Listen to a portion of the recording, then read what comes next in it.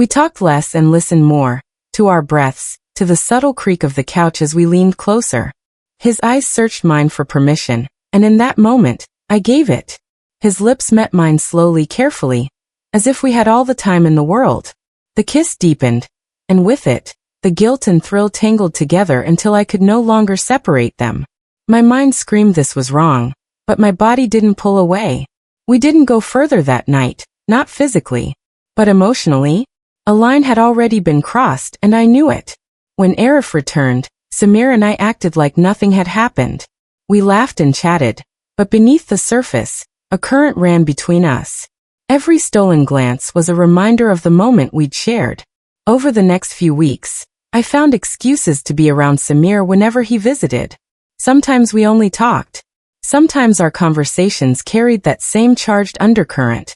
Like we were dancing around a fire neither of us dared to step into completely. It wasn't love.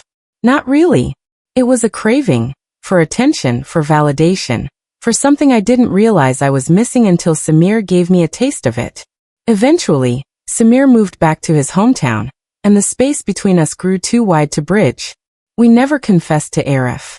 We never had a dramatic ending. It just faded. But the truth?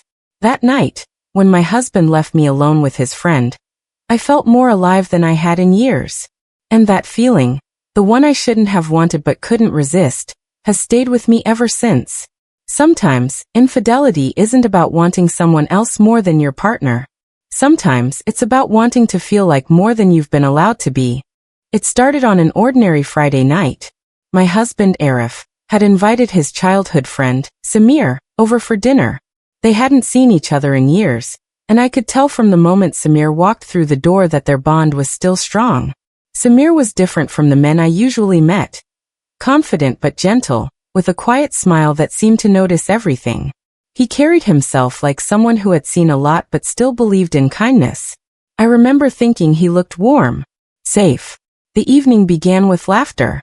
The men reminisced about old times while I served the food. Every now and then, Samir's eyes would meet mine, holding for a second too long before he looked away. I told myself it was nothing, just the polite gaze of a guest appreciating his host's wife. After dinner, Arif's phone rang. Work emergency. He apologized, saying he'd be gone for a couple of hours and asked me to keep Samir company. That's when things shifted. At first, we talked casually, about travel, books, life in general.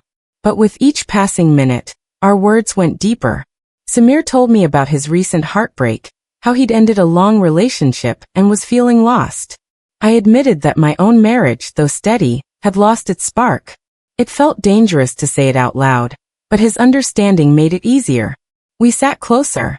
My knees brushed his, and neither of us moved away. The air felt heavy, thick with something unspoken. His gaze softened, searching my face like he was asking a silent question.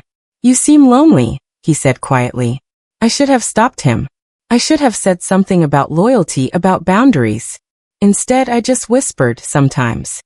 The distance between us disappeared. His hand reached for mine, warm, steady, and deliberate. My heartbeat pounded in my ears as if the house itself could hear. When his thumb brushed over my fingers, a shiver ran through me. It wasn't just desire. It was the ache of feeling seen again.